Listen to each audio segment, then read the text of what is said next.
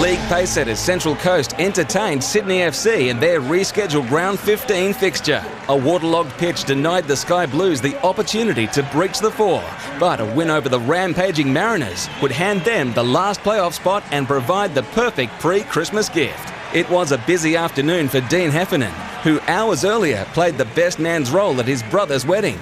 The defender's inclusion at left back ensured the Mariners fielded the same 11 that took all 3 points off Adelaide last start. Greg Owens overcame an abdominal complaint to line up at right midfield. A depleted Sydney defence earned Mark Robertson his starting debut for the club. He was one of 2 changes to a back four that saw the introduction of Nick Zatalios at left back. Injury to Clint Bolton allowed keeper Ivan Nichevsky his first league start. Brenton Speed and Ange Postecoglou watched events unfold at Blue Tongue Stadium. Might be Jedinák to thump it. And boy did he thump it. Mile Jedinák gives the Mariners an early lead. Straight past Nichevsky. They're 1-0 up. Well, I did say they are effective, but an unlikely source. I think it did take a deflection, but a good strike from Mile Jedinák. We'll have a better look at it here. Yes, it did. It was a slight deflection. Gave Nichevsky no chance. What a dream start. Hutchinson plays it short to Ponduyak. No one's really reacted to pick up Hutchinson. Ponduyak tried to go his own anyway. Gets another chance. No one picked him up. Aloisi makes it 2-0 to the Mariners. It's 3-3 for John Aloisi. That's what John Aloisi's all about. He was the one that was alert in the 6-yard box. It was messy for Sydney. The pressure out wide was almost non-existent. They allowed the cross to come in. And as I said, you don't allow a player of John Aloisi's quality space in the penalty box. Nichevsky, no chance. But John Kuzmina will not be happy with the defending of Sydney FC leading up to that goal. Again, Brosk is away. Vukovic off his line. Handball outside the box. He's in trouble here, Danny Vukovic. It's a straight red card coming from Matthew Breeze. They've got a 2-0 lead, but they've lost their keeper now. What drama in the opening 16 minutes of Blue Tongue. You'd have to say Danny Vukovic got this all wrong. He's come out charging outside his box, misjudged it. It's hit his arm. Clear cut, that is a red card. Correct decision. Still a long way to go in this game, and for the Central Coast Mariners it means defending their 2-0 lead with 10 men. 6 corners now for Sydney. They need to capitalise though. They'd love to get a goal before half-time. And they've switched it up. Zatalios replaced by Tale to deliver the cross. Swinging away this time, Fife! Ian Fife with his 3rd goal for Sydney FC, and they're right back in this one. Again, not picked up. The far post, he's all free. Gets up early, good header. Beats Matthew Trott at his near post. And Ian Fife has done well to get it, get up. Archie's back, generate some power to get the ball in the net. Game on. It's a corner to Sydney FC. Zatalios' corner. Popovic, great save from Trott, but it's bundled in. Sydney FC are level. And Terry McFlynn runs to the travelling Cove. They beat them 3-2 last time, and they're going to do it again. 4 minutes into the second half, they're back on level terms, and you'd have to say are finishing the stronger. It was a header by Popovic. It was a good stump by Trott initially, but it just fell to the feet of McFlynn. Second time the Central Coast have failed to mark a player at the far post. This time it was Tony Popovic, and Sydney FC, well, they'll be looking to get the 3 points now. Fife just stumbled. Matt Simon, can he take full advantage here? Nichevsky made the save. It was straight at him. There's a penalty. Simon went down afterwards. A yellow card for Tony Popovic. And the Mariners, they may be down to 10 men, but they've got a golden chance to go back in front. And it was Matt Simon who had the energy to run it. The Sydney FC defence. It was a good strike first up. Just made himself half a yard. Fallen for him again. He worked hard, and Tony Popovic just got his tackle all wrong. No choice for Matthew Breeze. Well, what a script we've had today. No Anthony LaPaglia's in the audience tonight, but even Hollywood couldn't come up with this. Owens, pinpoint into the side netting. The Mariners are back in front. Laurie McKinnon off the bench, Ian Ferguson. There's all sorts of activity happening. But the calmest and coolest man on the park was Greg Owens. He gave Ivan Nechevsky no chance. Right in the corner. What a game we've got. It's a popular scoreline in this fixture through the years. The Mariners won 3-2 in the first ever Hyundai A-League contest. And of course, Sydney won 3-2 last time these two teams went around. Fixture rarely short on goals. Can Sydney find another one? Biddle against Heffernan. Good foot race. Good skill from Biddle. He's got Bridges unmarked at the back post, but he went his own. It's 3-3, and the substitute, Adam Biddle, has Sydney level again. He's come on. His coach has asked him to take it to the defence of the Central Coast. He beats Dean Heffernan here. All ends up. I thought he was going to square it, but in the end, kept his composure. He's nice and positive. Put it through the legs of Matthew Trott. And Sydney are back in the game, and it's not over yet. Here's Biddle again. Nice ball too to Brosk. Ignored the run of McFlynn. Instead found Robertson. Here's Middleby. Wilkinson's header. Santalab brought it down well and fired it in! What a terrific goal from Brendan Santalab. His first goal for Sydney FC, and now they're in front. It's 4-3, and what a way to do it! What a strike by Brendan Santalab. It was Alex Wilkinson's clearing header. He didn't know where he landed. He just turned and struck the volley. He wasn't sure what was going on, but he struck it with purpose, and he gave Matthew Trott no chance whatsoever. 4-3 to Sydney. What a game.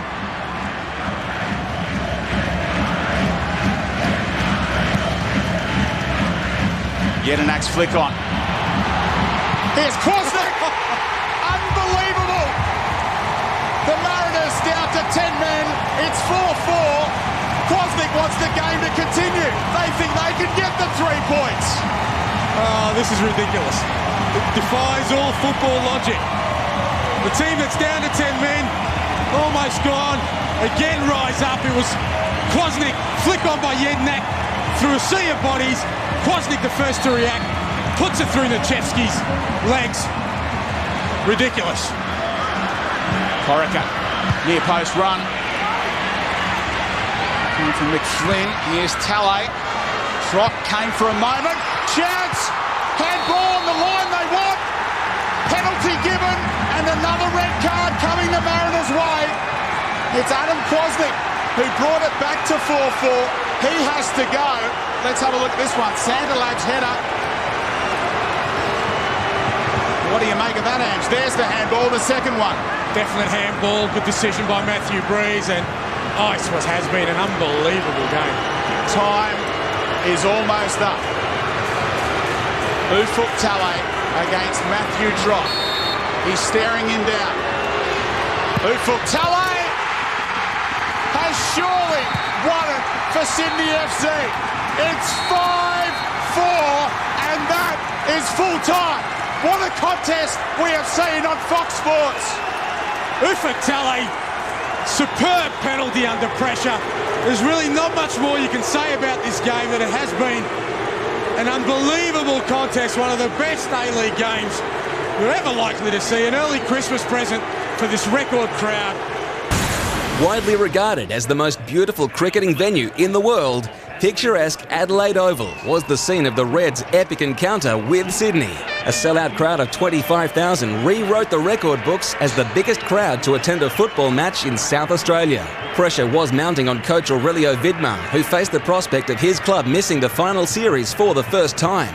He made 4 changes in a bid to get Adelaide's season back on track. Bobby Petter returned from injury to lead the attack alongside Bruce Jitte, Ange Costanzo and Diego and promotion to the 11.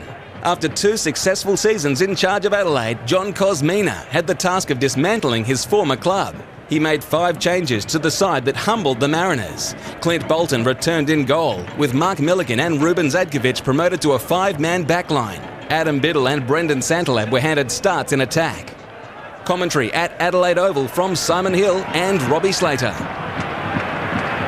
Travis Dodd. Teta is right. Sydney back off. They appeal for offside. Rather half-heartedly. Petter drives one in. Out comes the goalkeeper, doesn't get there. Sarkis! 1-0 Adelaide! That's a great run from Travis Todd. And a very good ball in from Bobby Petter, who cut back onto his left foot. Bolton comes for it, not convincingly. And Sarkis, that's a good finish. There's a lot of bodies there. Bolton doesn't get anywhere near it. And Sarkis with a cool finish. It's a red letter day for Christian Sarkis, his first goal for the Reds.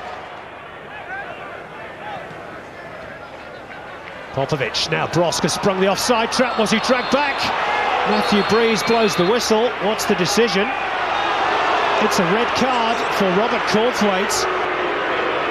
And this game, perhaps, has been turned on its head. That was a great run from Alex Brosk. He pulled off the shoulder of Robert Cornthwaite. This definitely pulled him down there, but it was outside the box.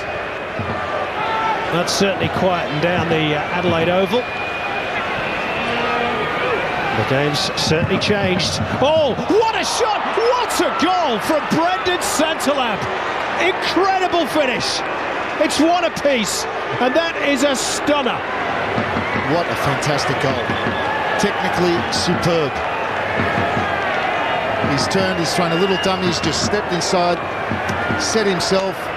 He gets the ball, he pretends to backheel it, whips that one, curls it into the top corner. Galekovic can get nowhere near that.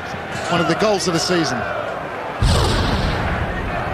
Now the sun has set in South Australia. It really is a wonderful scene. A full Adelaide Oval. This is Corica, lucky bounce. Corica! Stevie Corica continues his goal-scoring run, and Sydney are in front. Well, it's far too easy. Right through the heart of them. Simple ball here. Corica picks it up. It's a lucky ricochet off Ange Costanzo. Picks it up. Really just dances into the box and plants that one into the back of the net. And you could hear a pin drop again around Adelaide Oval. That's a good ball from Santalab. Here's Brosk. Zatkovic herring up to offer some support. Back instead to Corica. Here is Zatkovic. Three weight in the middle for Sydney. In towards Brosk. Oh, and it's poked over the line, and Sydney have a third goal. Robbie Middleby got the final touch, but it is 3-1, and Sydney surely set for 3 points. It's gone from a good start to bad to worse for the Reds. Fourth place Newcastle hosted Wellington, looking to produce a clean sweep of victories over their Tasman rivals. It wouldn't be a stroll for the Jets, with the Phoenix losing just once in their past 5 matches. With Joel Griffiths unavailable through suspension, Scott Tunbridge was handed the task of delivering the goods up front. He made a line of 3 in company with Denny and Mark Bridge. Stephen Labert came into a defensive 4 at the expense of the suspended Andrew Durante. Ahmed Elrich was given the all-clear to play despite snapping a wisdom tooth over Christmas. The midfielder took his place on the right side of a 5-man midfield that included the return of former Newcastle man Tim Brown. Carl Dodd was ruled out through illness. Your commentary team at Energy Australia Stadium was Mike Cockrell and Andy Harper. Free kick played short. Here's Leah. Goes deep. Chance here for Christian Rees, who's stayed forward, squares it up, off the crossbar and in, and who else but Shane Smelts. Beautiful cross, celebrating now the Wellington Phoenix from Vince Leah. Christian Rees' first touch took him way too wide. It was Old Man River, Vaughan Coveney, who got the first touch off the crossbar, and Shane Smelts has joined the top of the goal-scoring charts, beating Jade North to the ball, and it's 1-0 to the Phoenix.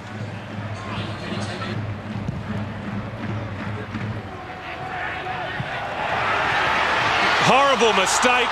Moss is out. Bridge has won the penalty. Just as we're speaking, Mark Bridge comes to the fore, a smile on his face, and what are we talking about? Horrible defending from the Phoenix. Christian Rees had backed off. Glenn Moss didn't miss. You're pretty fortunate for Glenn Moss that escaped further sanction too, I say. The Phoenix, you have to say, continue to shoot themselves in the foot. It's Bridge against Moss. And Mark Bridge equalises from the spot. He goes across to the squadron, and now they love him to bits. That's a great penalty too. If the pressure was building on Mark Bridge because of his decision over his career, he didn't show it with that penalty. And that is how you silence the knockers. Well done, Mark Bridge. Felipe. Hasn't been cleared properly. Ferrante! Michael Ferrante bursts the net. The Phoenix take the lead again. Well, it's more C-grade defending from a team with title aspirations. And I'm not talking about Wellington this time, it's Newcastle. The attack came because of the laziness, the lack of will from Denny to chase Shane Smeltz, and the corner couldn't be cleared from defenders who've done better all season, but they weren't good enough on this occasion. Shane Smeltz the first to the crumbs, Michael Ferrante driving the chance home. And Wellington, do they have the defence to hold out the Jets from here? Real test of character now for Newcastle. Not the situation they had envisaged, having to come from behind for a second time at home.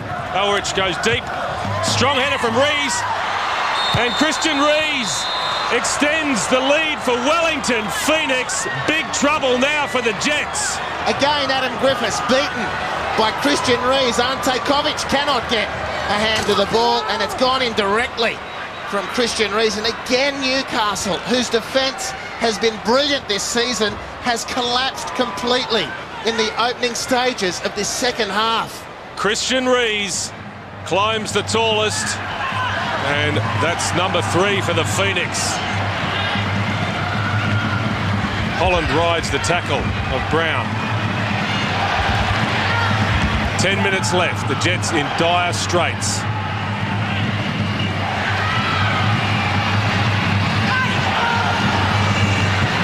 North chips it in.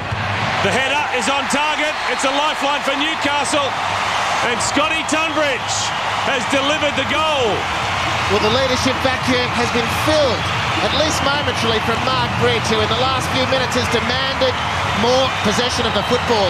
Twice in the build-up was he involved, most tellingly with that last assist, with a beautiful clip over the collected defence, and it was Tunbridge who nailed his header. Gee, that was a good execution.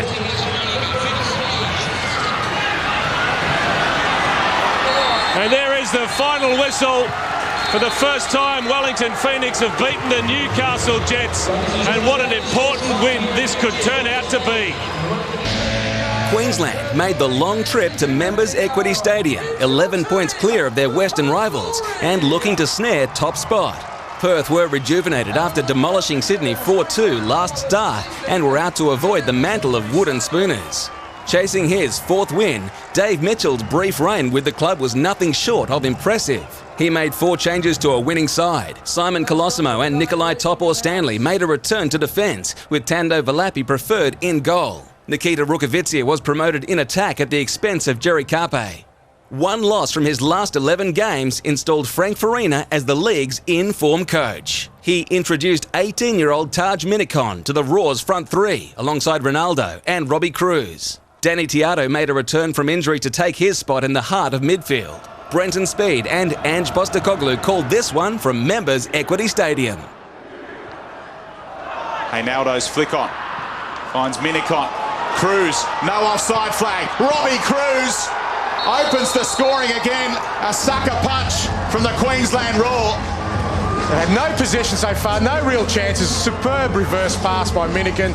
Cruz offside, and here he just takes his time, picks his spot, belies his young age, shows the right temperament, and a quality finish from the young player. The 2 youngsters of Queensland just giving him a lead that has been totally unexpected on the balance of play. They'll just about wrap up a top 4 spot tonight, and the premiership won't be out of reach either if they hold on for the 3 points. Oh, they'd be definitely looking to get for a top 2 spot. As I said, that gives them the opportunity to host the grand final. That'll definitely be their aim. Heavy touch from Minikon, but he came again. Aynaldo! It's 2-0 to the Raw. They've hardly pushed forward at all in the first half, but they're going to take a very handy lead into half-time. really a soft goal, you'd have to say, and an unconvincing tackle by Hayden Fox. That's just not good enough from an experienced centre-back. Falls for Haynaldo and got under the arm of Tando Valapi. He'd be disappointed with that. David Mitchell would not be happy.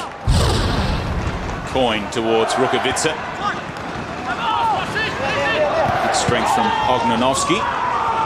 McLaughlin wants to throw in. Giving the assistant referee a mouthful, as is Frank Farina. Clearly off Bertos's knee. Still they go. Here's a chance. Must be. They're back in the game now. And Nicky Rizzo has his first goal for the Glory. Good finish by Nicky Rizzo. Jimmy Downey again getting in behind the defence. A good ball in, and the key here is look at the bodies. They've got plenty of bodies. Robinson missed it, but Rizzo was there at the far post, controlled it well, and sat up nicely for a half volley, but much better from the Perth Glory, and that'll give them the encouragement to get back into this game. They got the benefit of one decision with that throw-in, which eventually led to Perth's goal. I'm sure they'll be content, but mistake by Downey. Here's Minicon. And they've got that 2-goal lead restored thanks to Taj Minicon. But what a mistake from both Valapi and then Downey. Jimmy Downey tried to take it in his path, couldn't control it, and then Minicon, well, he's just taught Jimmy Downey and Tando Valapi a lesson. At this level, you pay a price for mistakes, and they've paid the ultimate here. Mackay's delivery. A good one too. Oh. Josh McLaughlin. What a way to celebrate his 50th game. He's made the 3-point safe. They're going joint top tonight, the Raw. And another disappointing defensive effort, you'd have to say, from Perth Glory. It was a good ball in by Matty Mackay, but where's the marking? It was Coyne who lost his man. So McLaughlin, who got on the end of it, headed it down. Wasn't even a convincing header, but got it on target. Just poor defensive work by the Perth Glory defenders. And I can tell you, Haynaldo has got no worries about who does the better somersault. Another injury setback for the Jets, with the Brazilian import Denny sidelined by a hamstring injury for tomorrow night's home A-League clash with Adelaide. The mood in Newcastle remains upbeat after the call-up of 9 players to attend next week's Australian training camp in Sydney. The Jets today had a spring in their step with 6 players selected for the Socceroos camp, while Mark Bridge, Stu Michalek and Tarek Elrich head to Olyroos training. For some, the shock was still wearing off. I think I hung up the phone after about 20 seconds and sort of realised, oh, hang on a second, this is actually not too bad. Fellow Socceroos debutant Andrew Durante now glad he persevered after injuries. Pretty tough after the 2 leg breaks. I questioned myself the second time if I'd come back, but yeah, I've persisted and tried hard, and yeah, it's obviously paid its rewards. It's a welcome surprise, but the Griffiths brothers say the A-League remains their focus. We've got a big game this week against Adelaide, and those are the type of games you have to perform in to prove that you are good enough. I won't be trying too hard, you know. It's at the end of the day, it's training. We got a pretty big schedule, and you know, we got to focus on the Central Coast. Keeper Ante Kovic is determined to play in the Socceroos World Cup qualifier against Qatar in Melbourne next month. Yeah, I'll go out there, do my normal job, and you know, if I do as well as I know I can, I should be there in the long run. While Captain Jade North just feels honoured. Every time you get called in for the national team, it's always a bonus, and you just love playing for your country and training with your country. And the representative honours now have their coach demanding the Jets secure a playoff berth. And if you've got the most representation as far as the Olyroos and the senior Socceroos, and you're lying 4th, then obviously, you know, we're not being consistent. The team to play Adelaide at EAS tomorrow night is yet to be finalised, but Denny is out, unable to complete training today. Gary Blair, NBN News. Newcastle, the nerve centre of the Hunter Valley, has had its nerves jangled by the Jets' 4-home record. A win tonight for the men in gold, and the home fans will breathe a little easier. A finals place, a step closer. Hello and welcome to Energy Australia Stadium for tonight's game between Newcastle and Adelaide. Well, Jets coach Gary Van Egmond has said this place is a fortress, or should become one. 2 home wins out of 9 so far this season. It perhaps means that this place resembles more Fort Fumble. Still, it's the Jets who have a rail run into the playoffs, their fate firmly in their own hands. Adelaide's big challenge this week has been to find enough fit bodies. A horrendous injury toll exacerbated by untimely suspensions, and the Reds' hopes are on the brink. They must avoid losing tonight or their season could well evaporate. So there's plenty to play for here, and joining me to preview the action is Mike Cockrell. Happy New Year to you, Mike. Great to see you. Last weekend's round and all the permutations has meant that there are, going into this weekend's round, 7 teams still in the fight. Remarkable. Great news for everyone concerned, of course, with the A-League. Obviously, the fans are excited. They're turning up in good numbers. Obviously, heart attack material, I guess, for the coaches. Not great for the tipsters like you and me because we don't get a lot of them right. But I've got a gut feeling after this weekend, we've just seen, of course, Sydney beat Wellington 2-0. I think after this weekend, it'll be a 5-horse race for those top 4 positions, but still a lot to play for. Well, there certainly is. There's been plenty of conjecture over which way the coaches would go with their team selections this evening. For all the team news now, let's cross to the sideline where it's a very good evening to Mel McLaughlin. Yes, thanks. Good evening, guys. And there definitely looks like there might be a bit of rain down here. There's definitely a bit of a breeze, but there's a nice crowd gathering around Energy Australia Stadium, and according to Gary Van Egmond, there's already 6,000 tickets pre-sold during the week. Let's take a look at the team list now. And looking at the team sheet, the Jets will welcome back the league's equal top goal scorer, Joel Griffiths. He'll partner Scott Tunbridge up front, and the defence is also boosted with Andrew Durante back. Moving on to Adelaide, plenty of players, as you mentioned, out through injury and suspension. The Jets will probably target the back line with defenders Cassio and Robbie Cornthwaite and midfielder Christian Sarkis out. I can tell you Richie Allegage had a back complaint earlier today, but a short time ago he had a fitness test, and coach Aurelio Vidmar was pretty happy with his progress, and he will play tonight. 4 versus 5, a key matchup tonight. Can't emphasise enough how important the match is tonight. Should be a great one.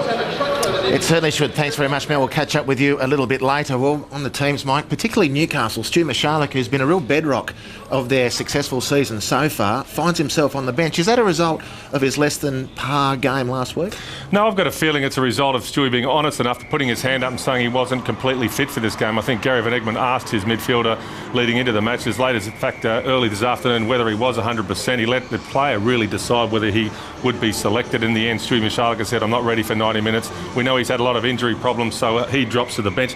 Noel Spencer, I think, is a worthy replacement. Probably a player who's been a bit unlucky with his own selection this season. Sure. Well, one player who is fit, back in the team, ready to go, and surely boosted by being selected by Pim Verbeek in the train-on squad is Andrew Durante.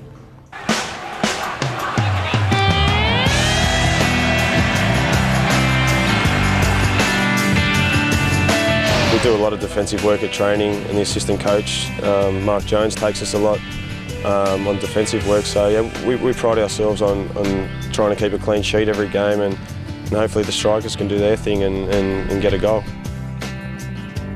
There's been a massive saga with him in and out of the team and what he brings to the club, but I mean it's a tough one. He really hasn't got himself super fit, but I mean he's done the best he can do, and we've tried to work around him and try to get crosses into him. But at the end of the day, personally, it's been tough on the players, but we've been professional enough to get on with the job and you know, try and go out there and get the 3 points every week, no matter what team he's put out there. The base of the squad is good enough. We've all played there over the last 2 seasons now. We've been semi-final football, so we know what it takes to be there, and once we're there, what it takes to win. Yeah, I think we're good enough to be there.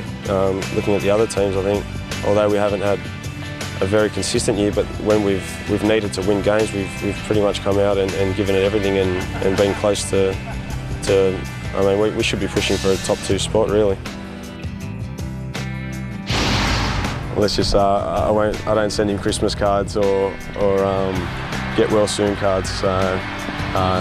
It happened and it's in the past now. I try not to think about it, and I've obviously moved on from that. So yeah, I'm well past that.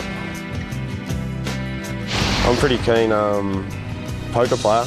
I'd probably be one of the better players in the team. I'm sure they wouldn't be happy to hear that, but yeah, I love my poker. I love my Texas Hold'em. So yeah, I'm pretty keen on Texas Hold'em. Andrew Durante, great to see him back healthy and happy. He is such an integral part of Newcastle's defence, which was, up until last week, the best in the competition. Back from 2 broken legs, Mike, and a lot of players have rolled up the swag and packed it in on the back of such horrific injuries. It does speak about the guy's character. Well, I remember Nick Theo saying when he had his second broken leg, Nick Theo, of course, Nick Theodorakopoulos had 3 broken legs in his career. He didn't think Andrew Durante would come back. He has come back. The advantage of having an overseas coach of the national team is he probably has a fresh eye. I heard Pim Verbeek say the other day, it's not about whether you played for Australia before, it's not about your reputation, it's about what I see out in the park. Andrew Durante is a very, very good defender. Let's not get carried away, of course. This is a train-on squad. Sure. It's a long way from being a squad that's going to go to the World Cup, but it's a start, and I'm a rap for Andrew that he's got in there. A wrap, but perhaps surprised that he got the leg up. I mean, he is playing very well. He didn't start the season with the Jets, a couple of injury problems around, but Pim Verbeek has dragged him into this train-on squad, the meet and greet, as you put it, to see how he goes. Any surprise for you? Well, I guess there's a little bit of surprise when you see someone like Angelo Costanzo on the other side who's not involved in the squad, but for me, Andrew Durante's got quality. He has got the quality to take the step up if he's given the chance, and this is all about getting the chance. Here's Griffiths. Oh, why not? Why not indeed? Joel Griffiths with an absolute beauty. Another stunning finish from Joel Griffiths. Elrich finds Joel Griffiths. This could win it for the Jets. Maybe that has won it. 2 for Joel Griffiths, 3 for the Jets. Maybe 3 points for the Jets. Welcome back to Energy Australia Stadium. Kick-off between Newcastle and Adelaide in this 4th versus 5th encounter, about 10 minutes away. Joel Griffiths is back for Newcastle. Great result for them. Mike, where are the goals coming from tonight? We're talking about Adelaide, the best attack, Newcastle, the worst attack, and so reliant on that man on screen. Not only the goals he scored, but the ones that he doesn't, he sets up. When he's not playing, they look a shadow of themselves. He's taken an enormous burden this season, Joel Griffiths. Obviously, with the departures last season of the likes of Nicky Carl and Milton Rodriguez, Vaughan Coveney, Joel Griffiths knew he had to step up. He's done that in some style. He's scored more than half of his team's goals. I think he's had 4 assists as well. This time last round, you and I were asking the question, can the Jets win without Joel Griffiths? Well, we got the answer against the Wellington Phoenix. He's back tonight. It's massive for him. Obviously, he's going into that Socceroo training camp next week, believing not only can he get his way through the home base squad, but he's a real chance to figure in the fair dinkum Socceroo squad as well. So, with good reason, fabulous player, having a fabulous season. Well, certainly Verbeek has said with Thompson and Brosk, he's not really looking extra strikers, so that's good news. Travis Dodd, of course, on screen now, captain of Adelaide United. His season, I guess, on balance has been one of fits and starts, but he's enormously explosive, has an eye for goal as well. A lot of responsibility does fall on his shoulders tonight. Oh, especially tonight. Travis obviously has left quite a few good friends back here in Newcastle. He had a great spell here with the club. He was a crowd favourite when he was here. Anybody that plays like Travis Dodd's going to be a crowd favourite because he does have that blistering pace. I think there's more maturity in his game. I think Travis Dodd has learnt to ride out the peaks and troughs that we saw in his game a while ago. We know he had problems with his asthma. Sometimes that affected him. To me, he's flatlining more. His bad games aren't as bad as they used to be, and maybe his good games aren't as good as often as they used to be. But either way, I think he's still good value for Adelaide United. Well, he's leading the team very well. He's up against the top marksman in the league in Joel Griffiths. Here's how their stats line up. 18 games for Travis Dodd, hasn't missed a beat. Suspension and 1 injury has kept Joel Griffiths from the equation. 9 goals for Griffiths, just 4 for Travis Dodd.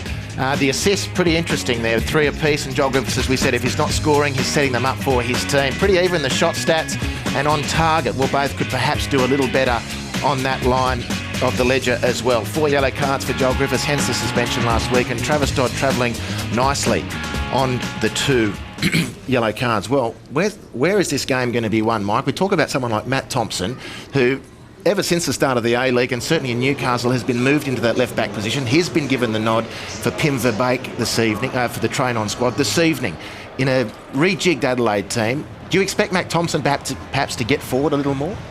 Well, I think he'd want to because he knows that Pim Verbeek's in the grandstand tonight watching his game, so he knows that part of his game has got to be get forward more. I know he's been encouraged to do that by Gary Van Egmond. For whatever reason, it hasn't happened as much this season as it did last season. Let's not forget he's not a naturally left-sided player. He's going to have his hands full with Travis Dodd tonight. Maybe that'll be a key to the game, but really the key to me is the battle, which I'm really, really looking forward to, and that's between Joel Griffiths and Angelo Costanzo. I think if there's one defender in this league who over the years has had the measure of Joel Griffiths, it's Angelo Costanzo. Well, it's funny you should say that, because in the encounter at Hindmarsh Stadium. Joel Griffiths started the match in a withdrawn role. Van Egmond moved him to the front line, and it was off the shoulder of Ange Costanzo that Joel Griffiths managed to score his goal. So that will be nip and tuck.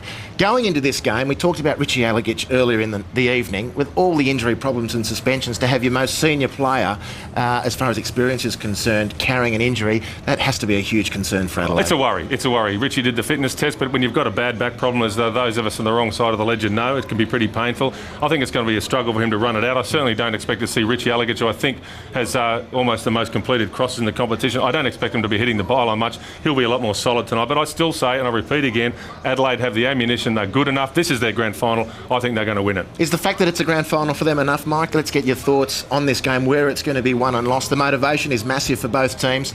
You think that's going to be more suited to Adelaide than Newcastle? Well, I think that Angelo Costanzo plays Joel Griffiths better than any defender in this league, and therefore I think he can control Joel Griffiths, and therefore I think Newcastle's avenue to goal will be minimised, because we know he scores all of their goals, and if they can keep Joel Griffiths quiet, Adelaide United, they can win this game. A game which could well decide the season for both of these two teams. So it's the Jets who get the ball rolling, playing in their gold strip. Adelaide United wearing predominantly white. We know all about the injury and suspension problems that Adelaide United have had throughout this season, but you look at the team sheet, Andy Harper, it's still a good enough side to win this game. Well, there's no doubt about that, but it depends on how many of the players in white are actually carrying injuries, and Richie Alagic is certainly one of those. Here's Erdogan, released by Pantelis, heading towards the byline. He wins the first corner of the match. That's a good, positive start.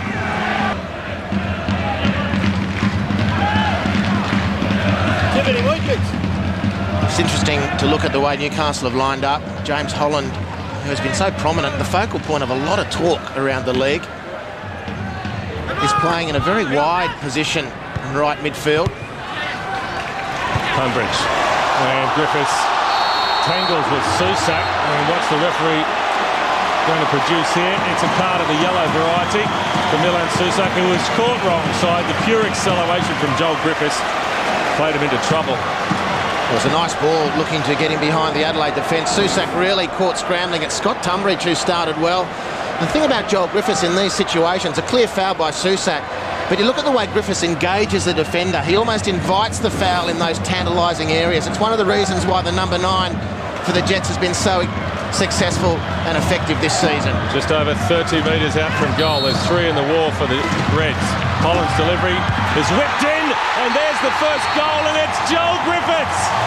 He won the free kick, and now he's converted it. We are talking about the development of players, and the only cloud over the last 2 seasons on Joel Griffiths has been the conversion rate in front of goal. And the second half of this season, he's been a complete revelation. Winning the free kick and finishing off the free kick. You have to question the Adelaide defending. There's 2.5 free players on the far post, and one of them is the most dangerous player in the league. It's Joel Griffiths, and you leave him free at your own peril. A cushion header from Griffiths. Too much on it for Galekovic. Goal number 10 of the season for Joel Griffiths. He is the lucky charm for Newcastle. No doubt about it. And once again, Adelaide have to chase the game. There's for Dot to bring it down. He's ridden into the ground by Joel Griffiths. Free kick quickly taken by Pedder. Here's Pantelis, brings it down. Good skills from Lucas Pantelis. Well, there's claims of handball from Ante Kovic, but I tell you what, that was a lightning piece of acceptance and execution from Lucas Pantelis. Beautiful ball from Bobby Pedder. No handball. Geez, that was close. Well worth the effort.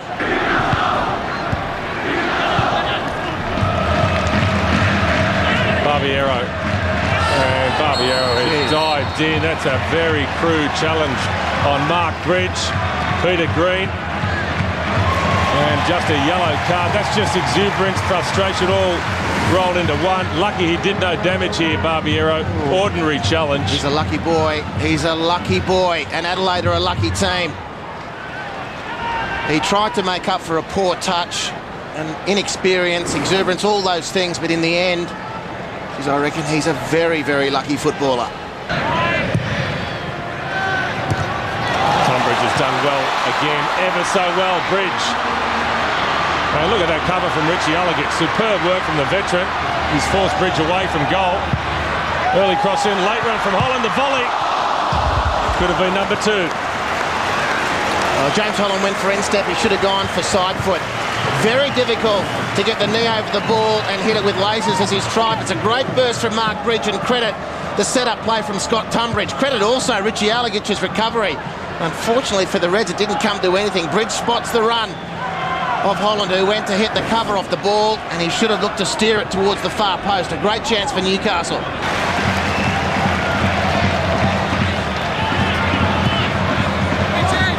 Slip there from Alligat, and that could prove crucial. It's Joel Griffiths in on goal. Griffiths to get past Susak. Forces the save, well positioned. Galekovic still hasn't been cleared though. And finally Galekovic cleans up. Another good moment for the Jets. Here's Diego over the halfway line. Dodd. Play starting to open up. Dodd goes for goal. It's come off North.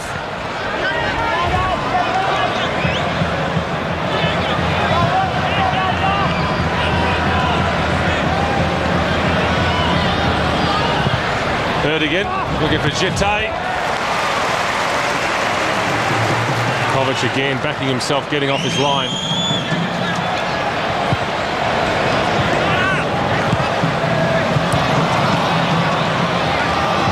Good little spell this for Adelaide. They want to get something out of it. Erdogan.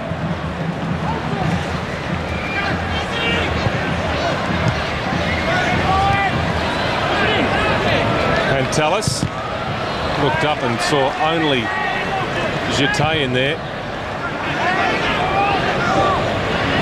Diego. Well, he did well to work the space, the Brazilian, but the finish wasn't quite up to the same standard. Griffiths on his hammer. And he's been played onside, Joel Griffiths. Plenty of time to measure the cross. Chips it deep. Galekovic gets a touch just enough. Appeals for handball against Dodd. They all came though from the grandstand, not necessarily from the Newcastle players.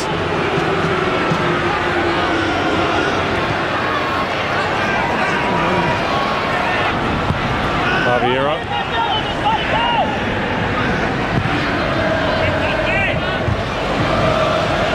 Strong challenge from Erdogan. Again, Jete have no support. Pantelis eventually arrives.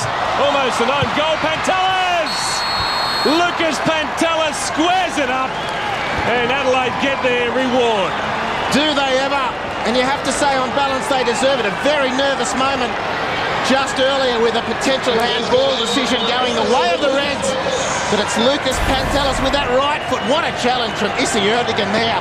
That's the muscle and guts you want from your team. It's round that D that Bruce Jete is so dangerous. Great swatting save from Ante Kovic. But it was the man on the spot, Lucas Pantelis, to breathe a lifeline into the Reds campaign. And how? Well, it was 1v4 when Pantelis received this ball. He just kept going and he kept going. And the end result, the ball, the back of the net. And Adelaide score a crucial goal. And what a time to score it as well. And they do have a little bit of momentum here. Here it comes from Alligat. Jete feels he was fouled. The shot on target, Kovic had to stretch. And that's an important stop. It was Barbiero, I think, who released that shot, and that had plenty on it. Barbiero's game goes from strength to strength. The situation did open up. Jeez, he got a lot on that shot too. Kovic, great save. Another corner for Adelaide. Peta, free header, Travis Dodd.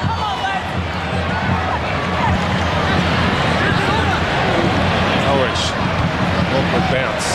Erdogan. Good work from Erdogan. Pantelis. Jete, again, he's not getting the service. Barbiero, and Barbiero's already been booked. He's gone, he's in trouble. Fabian Barbiero. Is this a second yellow which will follow a red? That it is. And Adelaide United down to 10 men. Disaster. It is a disaster, and I reckon you can mount a case that it's a little harsh. You can see him lining up for the shot there. There's no intent really to play Griffiths. Adam Griffiths hasn't done anything wrong there in winning the ball. It's late, and it's inexperience. It is on the harsh end of the spectrum, but you have to say that Peter Green really was left with no option. He was looking so fresh. Well, it's his starting debut in the Hyundai A-League. It's going to end early. 2 yellow cards for Fabian Barbiero. Very interestingly, the first man on the scene of the crime was Andrew Durante, who's had his leg broken twice in similar circumstances. So, again, it just reinforces, I guess, Peter Green. His decision was left with no option. And it is a tough call. A young player who's committed 2 fouls, not with intent. Did he try to pull out here? Just that last second? I don't think so, Mike. Okay. I think he's... Chance at the other end. I think he's gone ahead with it, and that you have to put that one down to experience. A tough call, Adelaide now, with that proverbial mountain to climb. Galekovic just getting up a bit gingerly. Aurelia Vidmar now has to rethink a pivotal moment in such a massive game. He'll be absolutely distraught in that dressing room, Fabian Barbiero.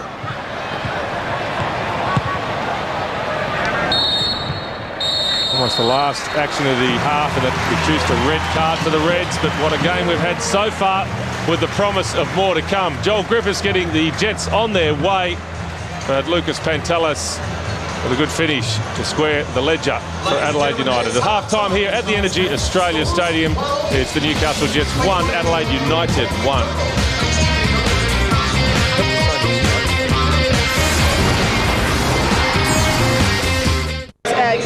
Gary, it's a confident start from the Jets. Joel Griffiths proving his worth pretty early. Yeah, no, I've on a set piece, and it's always nice to score for a set piece and for Joel to get on the score sheet. But look, generally I thought we had a couple of decent chances early on. First 15, 20, we sort of dominated, then we dropped off after we scored the goal. That can't be the way. We've got to now try and grab the game by the scruff of the neck and dominate it, especially from the beginning, and sniff at any chance that they've got, especially with the fact that they've got 10 men. It took Adelaide 40 minutes to score, but they have been causing all sorts of problems for the back line. Yeah, they have, and it's a situation where they've got good movement up, up front, and they've got Pantelis, Dodd, Peta, Dejite, those types of players, Diego as well. So if you've got a situation, you've still got enough potency up front to hurt teams, and we're very, very mindful of that. A late goal, but as you say, they're down to 10 men now after that red card. You'll be looking to capitalise on that? Yeah, very much so. I mean, we don't want to have the old sucker punch against us, obviously, with the 10 men. But, we have to take our ascendancy because we've got the extra man, and we need to come off with here 3 points, and anything less is a failure. That's right. Thanks, Gary. Thank you. Thanks, Mel. Well, Gary Van Egmond determined to make the most of the one-man advantage, as he should be. We've seen plenty of times this year when it hasn't counted for much. Joel Griffiths knows the game is not yet in the bag. Adelaide United really can't take a trick.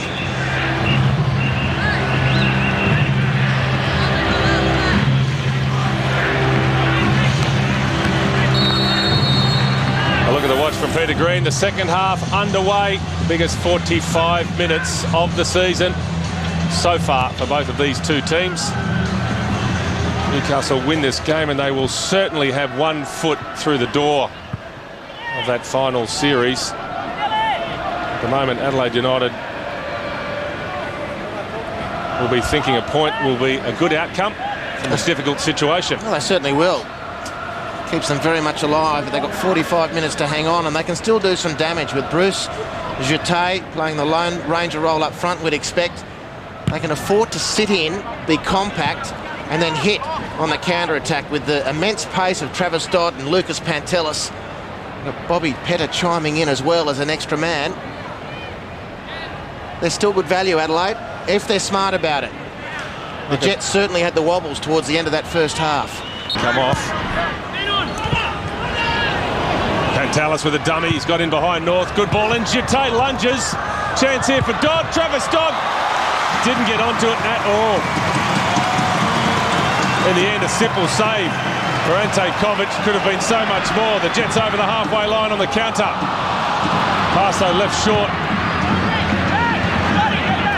by Matt Thompson. And Patelis is having a whale of a game for Adelaide.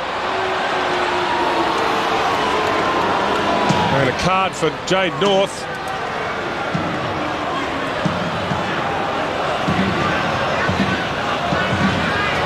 Well, Van Egmont's not a happy camper. He's got 2 subs ready to come on. And it's understandable. They've got the extra man. They're coughing up possession needlessly. Peta, only Chite is there. Kovic climbs all over the top of the Adelaide striker. And they're inviting the Adelaide counter-attack, which has looked fairly potent. Lucas Pantelis to the fore. And this is the pattern that will suit Adelaide. No wonder Van Egmont's looking to change the dynamic of this match.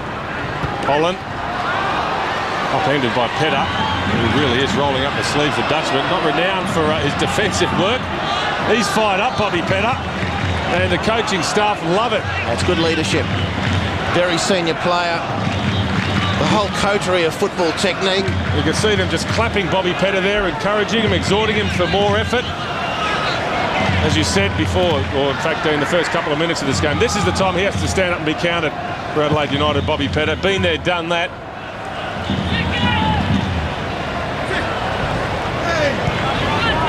Here he is again on the ball. Slip at an untimely moment for Travis Dodd. Now Holland.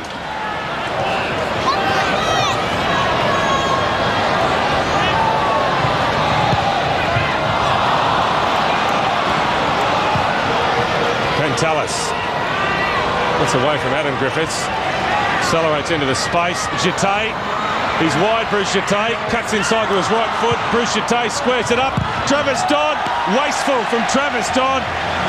Two good chances in the space of a couple of minutes. They are so important for Adelaide's cause. Well, here come the substitutions, but wasteful from Travis Dodd. I reckon you're being a little soft on Bruce Chite. He brilliantly held his nerve, held the space, cuts the ball back to open the goal up and dishes off responsibility. That's not what his team's looking for. Travis Dodd's finish was poor. Nevertheless, Chite as a striker had opened up the goal. He should be going for blood. And it is Tunbridge and it is Spencer. And I reckon James Holland as a young player can hang himself a little lucky. He has been the main culprit in this second half for turning over possession.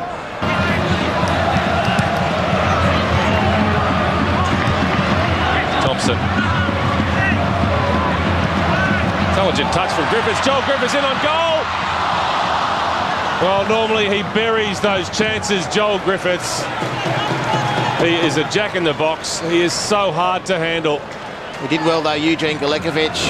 He loomed very large. It was a good touch. I think it was a little bit of an accident from Joel Griffiths. Nevertheless, it proved to be a great chance, and Travis Dodd recovering as well. The Adelaide skipper leading by example. Just bounced really high. And look at the size that Galekovic made himself. Very difficult chance for Joel Griffiths at full speed. And Chite just couldn't get there. Dodd. Some warning signs here again for Newcastle. Bobby Peta goes for goal. It was on target, but in the end a regulation save for the goalkeeper. But they're in fighting trouble, Newcastle. Well, they're in all sorts, to be frank. Adelaide getting the ball into the penalty area. Bobby Peta, perhaps, with that much time, a more telling effort could have been expected. Adam Deputo may be about to join the fray. Van Egmont looking like he might empty the bench. Trying to find some answers. Elrich. Dangerous ball. Holland! There is the goal they were looking for. Is that the goal which will win the game for Newcastle? Well, it was a great finish from James Holland, the young midfielder, leaving the midfield post, hitting the front line and hitting the goal for the Jets. It'll be hard to pick back from here, you'd expect. And it was Joel Griffiths who upset the apple cart initially, dragging Costanzo out of the penalty area. Tarek Elrich with a beautiful tail on the cross. James Holland has come through unpatrolled, and that is an expert finish. The Jets blow it from here. They'll be hung, drawn and quartered off Nobby's headland, you'd reckon. Second goal in the A-League for James Holland. And the dirty work in midfield for Adelaide. Mulligans, he'll be disappointed with his role in that goal from Holland. And Dodd just taken out. Flying tackle from Adam Griffiths. Completely unnecessary. And he will miss the game next week now against the Mariners. The next 2 games. That's Why? 7th yellow 2 games. card. That's him for the season. This is silliness. Rash.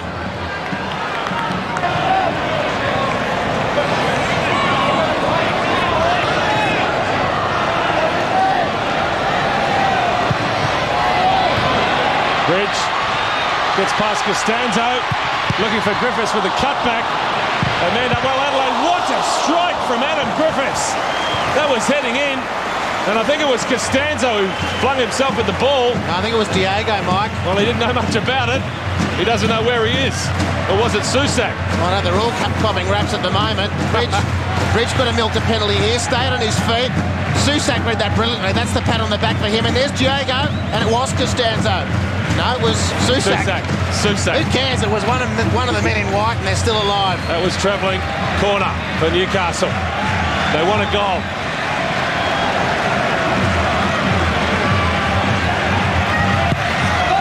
Near post delivery. Well, that's the sort of defending off a great shot from Adam Griffiths that keeps you alive in the campaign. Need a draw. They lose this game, Adelaide. They're going to find it very difficult to get past Newcastle. What a great shot that is. And Milan Susak firstly cut out the cross that was destined for Joel Griffiths, and then he's blocked the shot from Joel's twin, Adam. Well, Adam Griffiths, I'm sure, we're wanting to give his all the last 10 minutes or so of this game. He'll know that he's now out until the finals, assuming Newcastle make it. And when he gets a chance to reflect on this match, he'll, I'm sure, be pretty disappointed with himself. An unnecessary yellow card has proved very costly for him.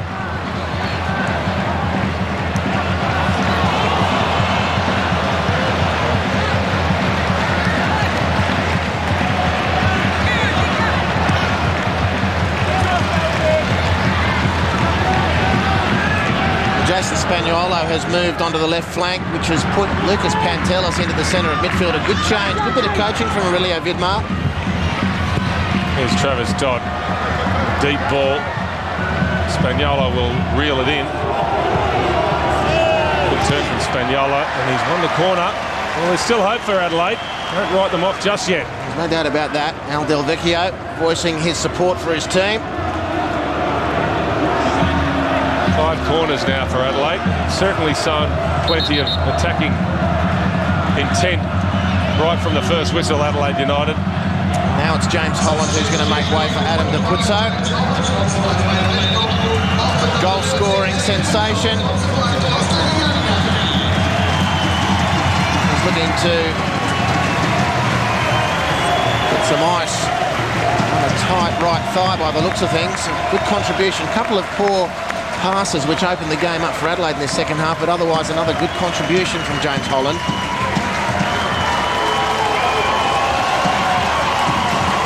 Adam Dapuzzo can play on the left side of defence or in a holding midfield role. Corner comes in from Pantelis.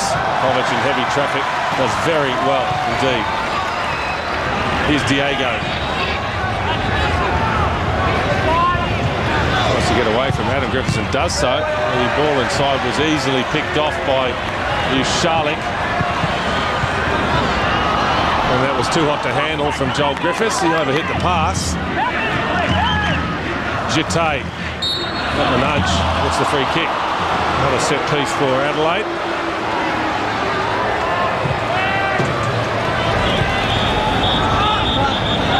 Peta.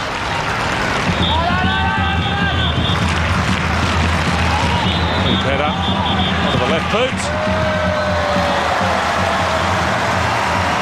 In the end, it was simple work for Kovic, but credit to Bobby Peta, who has certainly risen a lot of the ways to this occasion.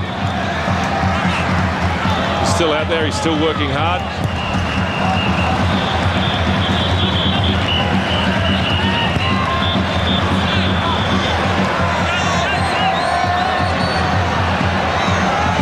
Team I'm sure who will be sweating on Adelaide getting a goal here, and it's an unlikely team. That's Melbourne victory. If Newcastle win this game, it victory must win in Queensland tomorrow.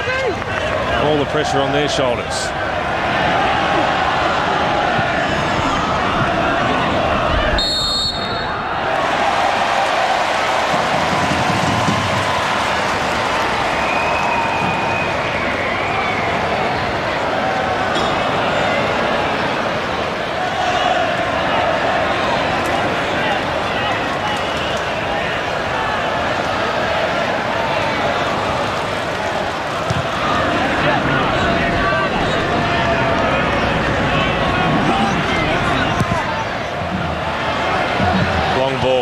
In front of Joel Griffiths. Erdogan lumps it up towards the halfway line. Bobby Pettit with a clear nudge on Adam Griffiths. Might have fallen awkwardly. Shoulder to be the problem.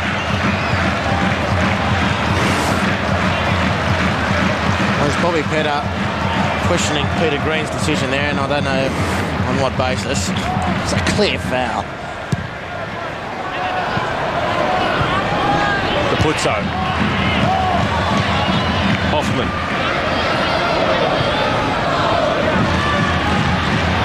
Peter Green was desperately trying to get out of the way there. And Capuzzo just clattered into Travis Todd. No intent to get the ball there from Adam Capuzzo. Costanzo. It's starting to become desperate for Adelaide United. Spaniolo felt he was brought down. Adam Griffiths certainly was, but again, no reaction from the referees, allowing plenty to go unpunished. Peter Green. Dodd.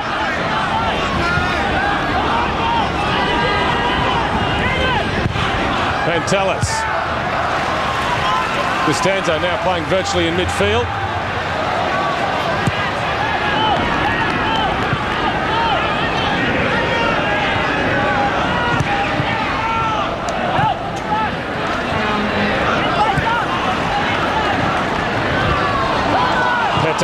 He knows what's at stake, Bobby Pettit. Gite leaves it for Spaniolo. Gets the return. Chance here for Pantelis. They've got numbers forward now, Adelaide. Gite. And that's come off to Charlotte, the corner. Another one for Adelaide. Yeah, but it was good composure from Stuart Michalek. A little bit of a nervous moment for Newcastle. But the young Ollie Roux started on the bench, did his job well, held his nerve. Pantelis goes deep. It's no one home though for Adelaide. That's a disappointing corner in the circumstances.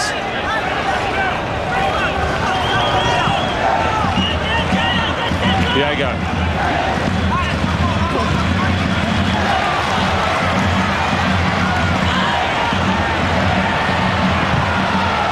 Charlotte slips it up the line. Pettit. Costanzo. Adelaide needs someone to take this game by the scruff of the neck. Their season is on the line here. Gite. Diego.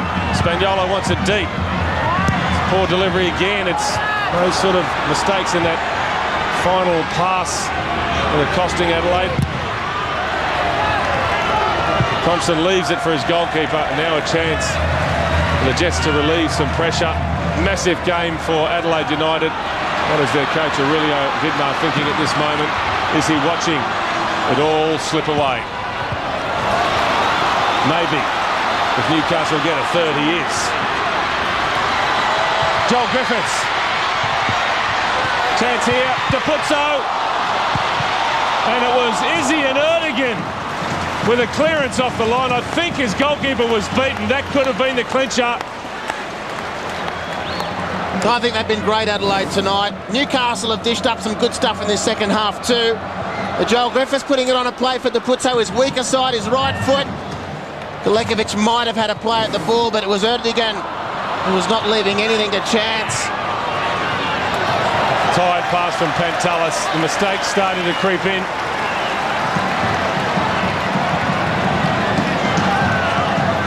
It's that final ball that really is costing Adelaide United. Fatigue, you would imagine, is the factor. Now out on their feet, played more than half a game with a man down. Minor premiers in season 1, grand finalists in season 2. Maybe they'll miss out altogether in season 3.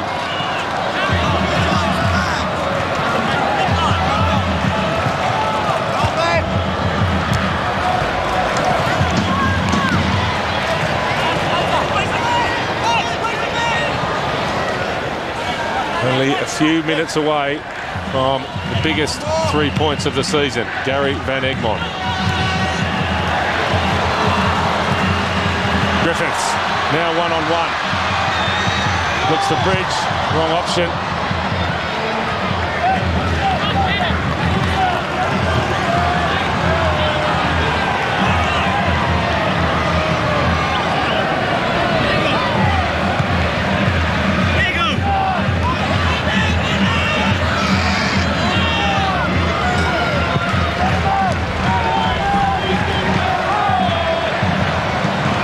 Trying to wind down the clock now, Newcastle.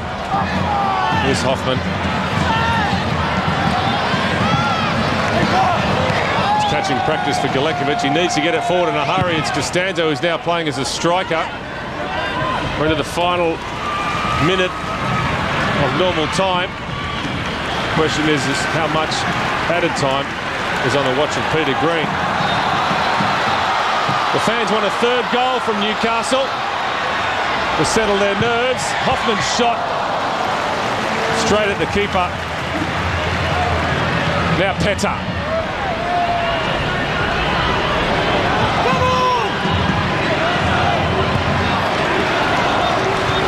Galekovic has to just lump it forward. 3 minutes. 3 minutes of time added on. That's enough if they're good enough. Well, Matty Mullen's getting stripped for the Reds. Furness, he's about to enter into.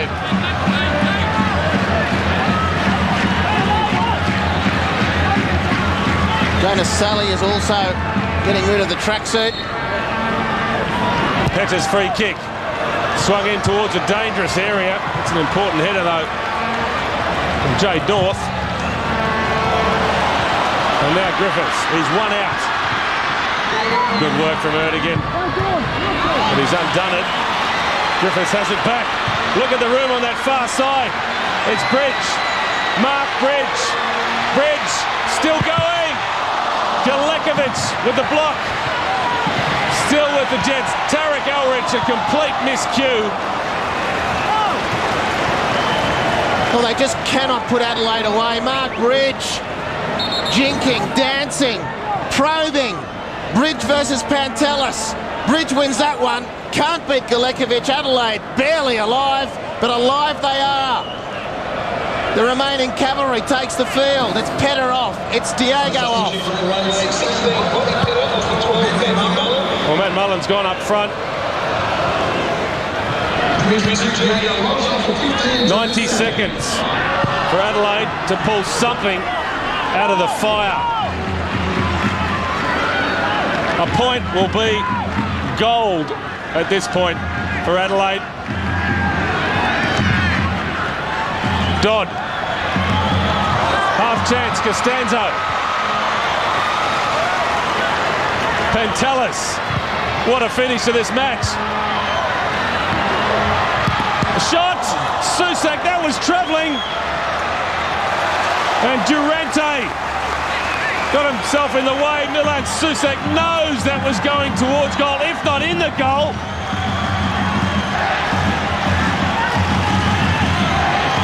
Dodd. Heroics here from Adelaide United. And a throw-in for Newcastle. And Matt Thompson has just sucked in the biggest lungful of oxygen out of relief. That'll probably be the section for the Jets. Susak letting rip. 13,000 hearts and mouths. Susak. Miscued clearance. Hoffman. Again, straight at the goalkeeper.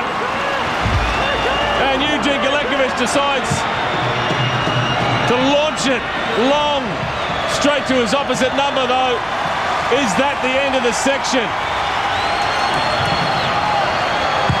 The Newcastle players just want it to end. Here's Joel Griffiths heading towards the sideline. Down he goes. Travis Dodd goes long. North with the header. Now DePuzzo. Mullen. They have to get it in the box here, Adelaide. It's over. It's all over. Is Adelaide's season over? Newcastle Jets have hung on. The biggest win of their season. What a match. Massive result for the home team. Absolute disappointment for Adelaide United. The full-time score, Newcastle 2, Adelaide 1.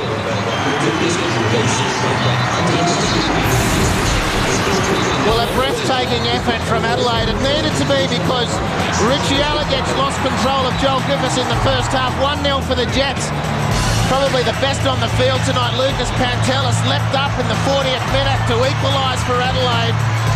And it was James Holland, the young starlet recently signed by the Jets, who popped up with the winning goal.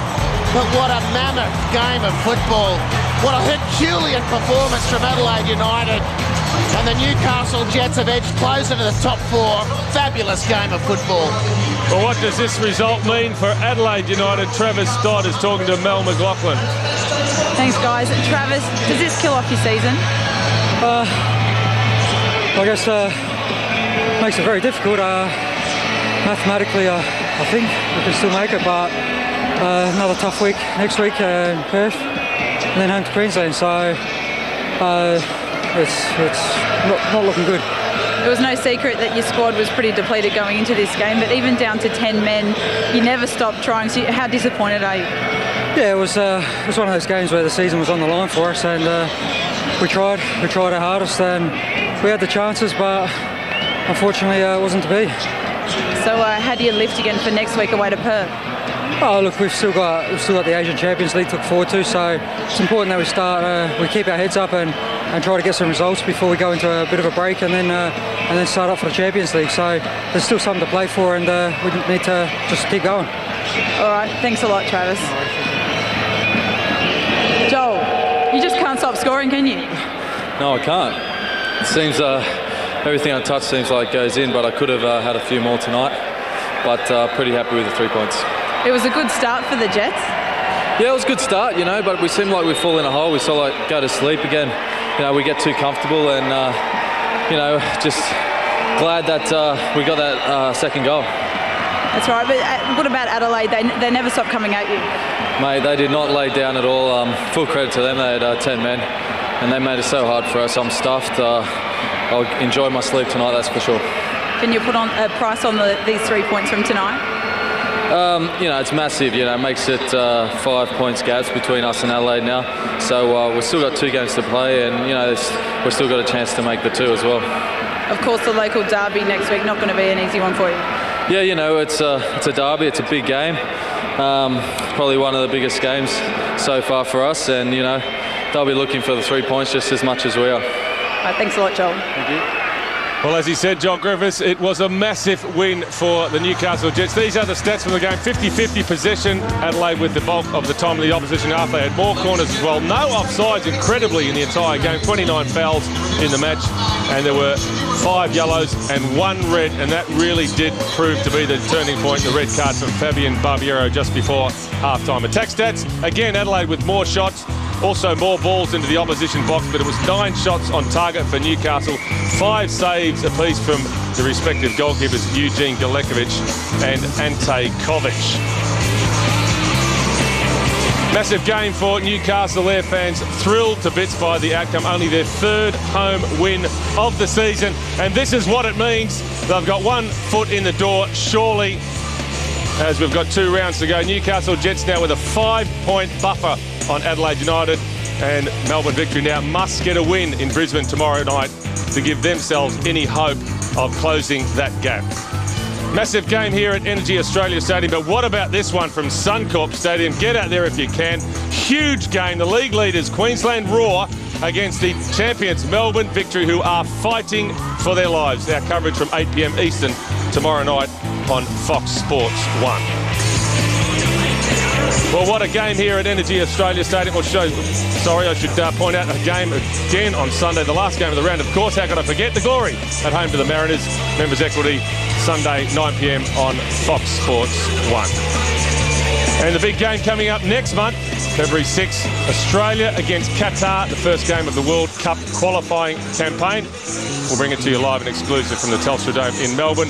February 6th, 6:30 p.m. Eastern, our coverage starts, and that's on Fox Sports 3. Well, what a game here at Energy Australia Stadium. From me, Mike Cockrell, and Andy Harper, and all the team, it's goodbye for now.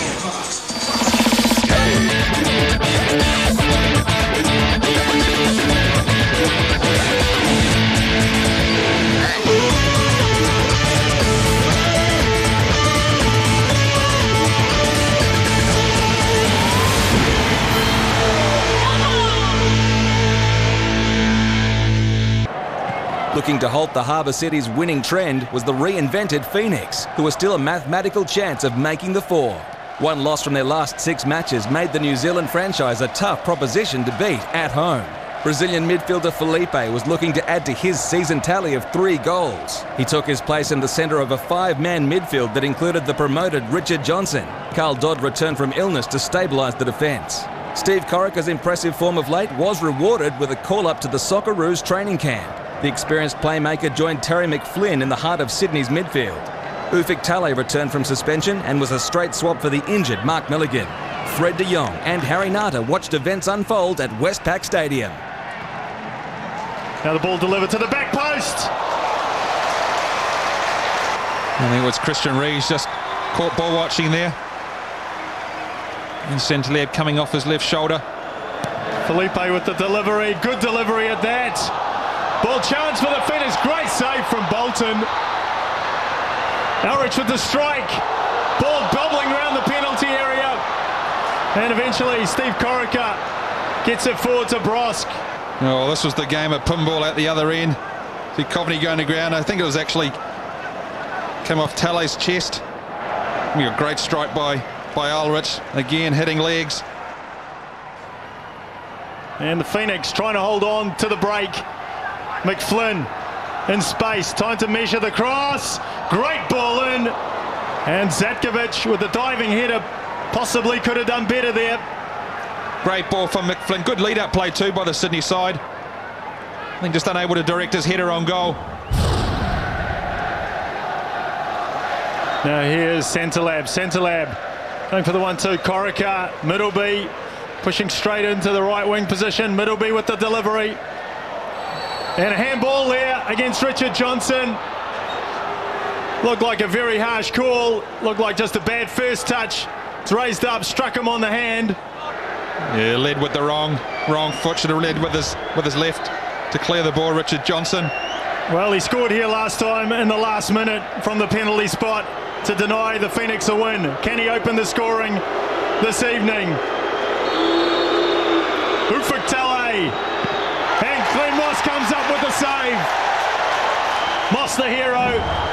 Penalty at a nice height.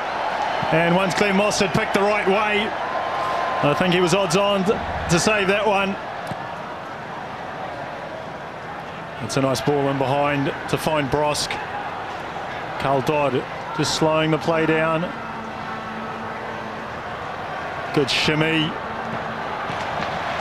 And eventually the attack runs out of room. Centelab. And guile and pace outdoing. It was Carl Dodd on that occasion.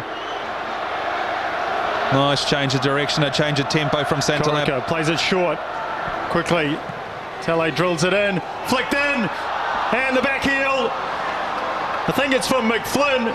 Yes, it is. He celebrates his 50th appearance with a goal. Terry McFlynn. Well, a short corner from Steve Corica. Ufuk Talay with the ball in. And it was Terry McFlynn with the most uncharacteristic back heel. Was able to direct the ball onto goal. Tele trying to put the ball over the top again, and that is class. That is beautiful. The ball from Tele, but just have a look at this. He hasn't been in the game, you know, all day. Alex Bross, couple of speculative balls over the top, but this time, what a beautiful touch, and it was a beautiful goal.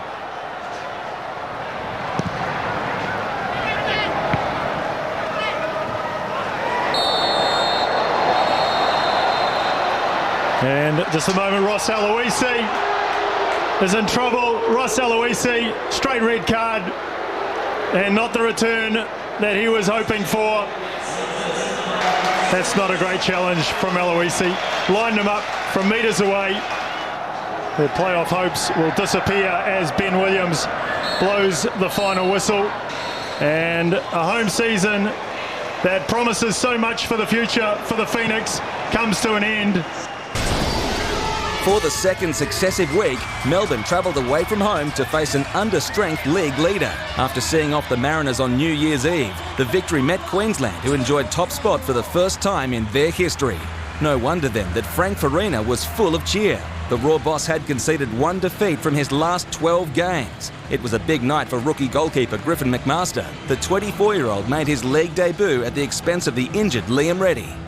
He was one of 3 changes to the side that punished Perth. Craig Moore's suspension and injury to Danny Tiato allowed call-ups for Josh McLaughlin and Chris Grossman. Ernie Merrick was looking to claim his second high-profile scalp in as many weeks. For only the second time this season, he named an unchanged 11. Nick Ward paired Kevin Muscat in the middle of the park, while the familiar strike duo of Danny Allsop and Archie Thompson led the attack. Simon Hill and Robbie Slater were at Suncorp Stadium. Now Mackay's touch. Taj Minikon drives for goal. Madoka! Beaten away by Theoklitos, headed by Ronaldo, wide. A little snapshot there from Madoka. Here's the first strike. It's blocked. It falls to Madoka. That's a decent effort. Plenty of power behind it. Theoklitos, 2 strong hands. Plenty forward in grey. Caceres goes long, and it's headed back across the face of goal. Certainly Griffin McMaster is happy to see it go behind for a goal kick. Well, I thought he'd overhit it, but it's a great effort and actually hits the post. He's certainly stretching for it.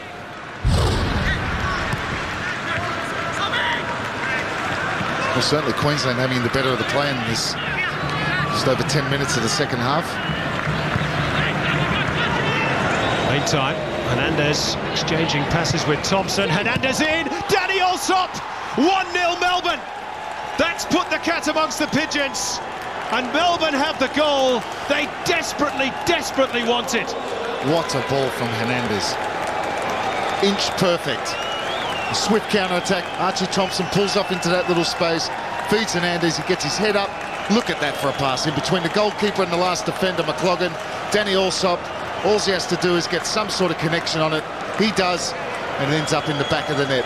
Look at that for a ball. Fill your boots, son, that's what it says.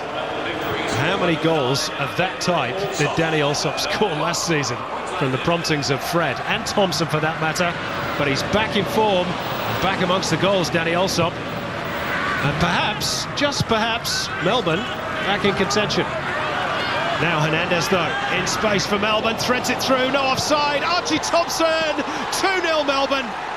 The classic counter and a classic finish from Archie Thompson. And Melbourne may be home and dry. The artist setting up again was Hernandez. They lost the ball, Queensland. It was a quick counter attack. Look at the space here for Hernandez.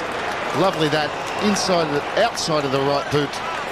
What about that for a finish from Archie Thompson?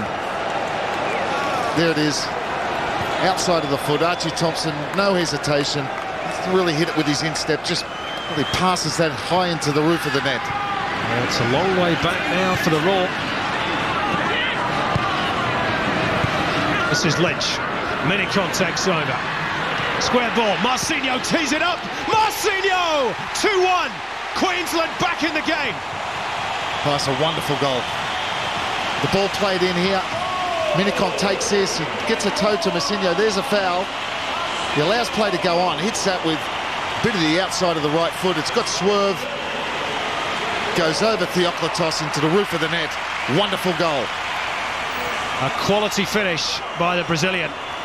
And that's brought Suncorp to life. Well, maybe they're not out of this game just yet.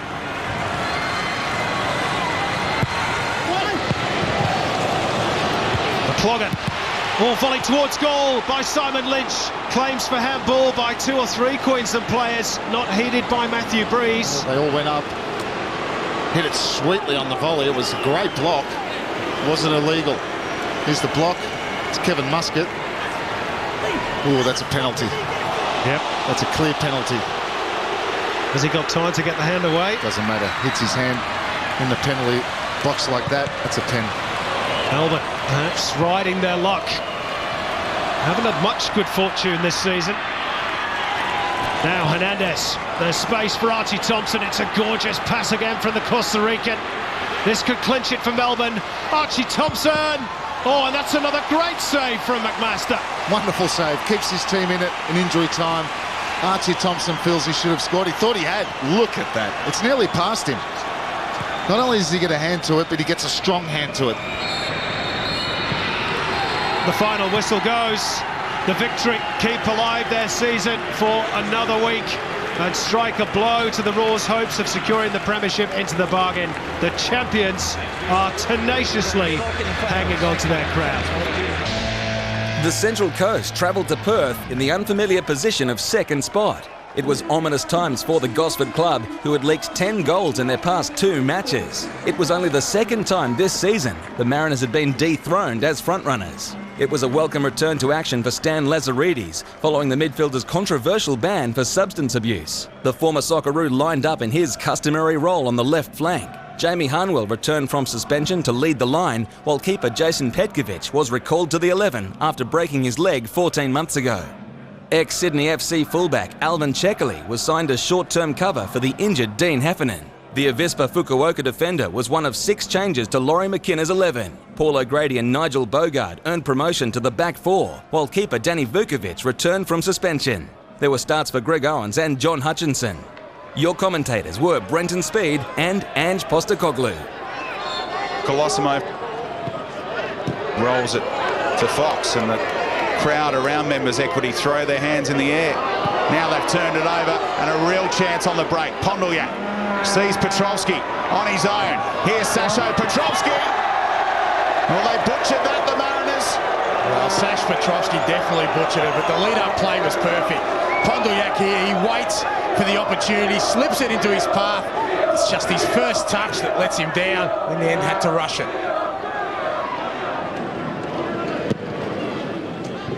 Vukovic long towards Aloisi. Hutchinson in behind, should finish, and does. The Mariners have the lead. It was Route 1, but once John Hutchinson had the chance, he finished it off. Well, they have been direct so far, Central Coast. You don't get much more direct than this. It's the long ball. It's Jimmy Downey who loses his man. The flick on from Aloisi, and John Hutchinson does a great job finishing it off. Good touch by John Aloisi, and Jimmy Downey just got caught on the wrong side of John Hutchinson. And a 1-0 lead for Central Coast. Hutchinson rolls it to Owens.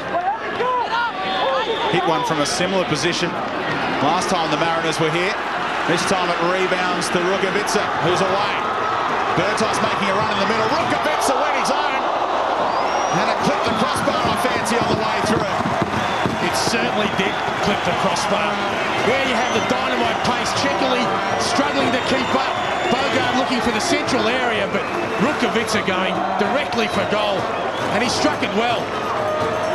Just clipping the corner of the post. Encouraging signs for the Perth Glory fans. He's made an impact since coming off the bench. Nikita Rukavica. Bertos on the charge into the penalty area. Must be! It is! Nikita Rukavica, the substitute, levels things here at Members Equity Stadium in front of the shed. It almost had the sense of inevitability about it. They were starting to pressure. Rukavica's pace was causing all sorts of problems. It was Bertos here. releasing the shackles, got around two defenders, great ball across, and a simple tap in by Rukavica. But you could just sense it was coming. Central Coast wasn't coping well with the pace of Rukavica, and it was a tap in. We've got a ball game now. McKenna's men, if they take the point here and win their two remaining games, they'll be the premiers. Here's Rukavica though. Cool work from Rukavica. Great save from Vukovic. They nearly lost it at the death for Mariners. Laurie McKenna's heart would have been in his mouth at this point. Rukavica does well, but Danny Vukovic does even better. Great little bit of footwork here. Stands up, but Vukovic, as he has been all year, almost impossible to beat in those one-on-one situations. Colosimo pacing out the strides like a rugby league goal kicker. Colosimo it is! He got a good piece of it, but that may be the final act in this game. Great strike by Colosimo. Didn't have the fairy tale ending to turn the boos to cheers, but a good result and a good performance by Perth. New Socceroos coach Pim Verbeek pitted his troops against the under-23s Olyroos side in a full trial game this morning. The Socceroos lost the match 2-1, but the Dutchman claims the camp has been a success, saying he's delighted with the talent at his disposal as the Australians prepare for next month's World Qualifier against Qatar in Melbourne. For the past 2 days, Verbeek has had 22 players from the A-League competition in camp, and all were out to impress the boss. The coach also has overseas-based players to consider. It's a big game. We know we have to win, and so I don't think he'll be taking any risks either way. Whatever he thinks is right, he'll do. There'll be 2 more camps before Verbeek settles on his final squad. Today's trial match began with an all-Newcastle Jets defence for the Socceroos, but the coach said don't read anything into that ahead of the match against Qatar. There was some interesting moments too for Joel Griffiths, who played alongside the Mariners' John Aloisi only days before they meet as rivals in the derby match. It was the first chance for many to meet and greet the new Socceroos coach, but the A-League's leading scorer believes practice matches only do so much. Griffiths preferring to leave plenty in the tank for Saturday's derby against the Central Coast. It's good to impress, do a little few things on the ball and that, but, in saying that you're going to impress in two training sessions, and I'm not the best training at the best of times, so, it's not going to be easy. He enjoyed his time up front with Mariners' John Aloisi today, but knows what a danger he'll be on the weekend against Newcastle. The man himself will be the lone World Cup star in a Socceroos team which will largely be an A-League-based squad for the Olympic qualifier in February, but he wasn't too fazed about the lack of European-based players today. I didn't see a great deal because I was having a shower in the second half, but I'm sure Pim, he would have seen what he wanted. As for the match today, the Socceroos began with goalkeeper Ante Kovic in an all-Jets defensive line. With 2 camps remaining before the squad is selected to play Qatar, the coach says any speculation on positions is just that. It's too early now to say he was good, he was bad, he was not good and he was terrible. Returning to the A-League, and just a day after defender Steve Eagleton underwent surgery which will ultimately end his career with the Jets, the club is forging ahead with plans to replace him. The South Korean player today began a 2-week trial with Newcastle, and if Gary Van Egmond likes what he sees, the import could be rushed in on an injury waiver. He goes by the name Song, comes off a season with FC Seoul in the Korean K-League and played in last year's Under-20 World Championships. His CV sounds good, but to impress Gary Van Egmond, the 20-year-old needs to hit the right note on the park. Pretty early to judge right at this moment, but it's got some nice touches. As all Koreans are, they're very explosive and very quick off the mark. If successful, the attacking midfielder could be brought in to replace Steve Eagleton for the remainder of the season and potentially beyond.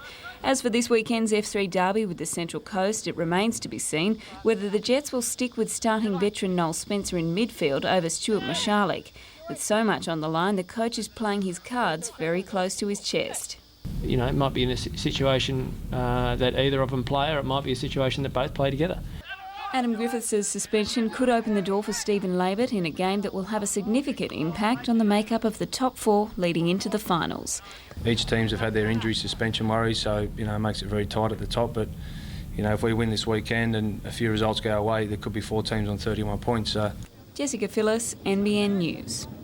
Finals football has come 2 weeks early for the Newcastle Jets, with tomorrow's derby against the Central Coast carrying extra incentive. The visitors are expecting a vocal reception at Gosford too. One Jet in particular knows he's in for attention both on and off the pitch. There was every chance James Holland could have been lining up for the derby match in Mariners colours tomorrow night. Heavily courted by the Central Coast, the 18-year-old chose to leave his home for Newcastle mid-season, a decision he's sure to be reminded of. I'm sure I will. I'm sure they'll be on me all game, but I suppose I just got to focus on my own game and not worry about what they're going to do to me.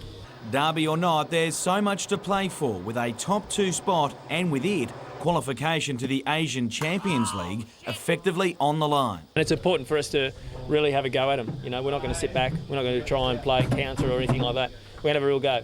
Stu Mishalik wishes he could be so excited.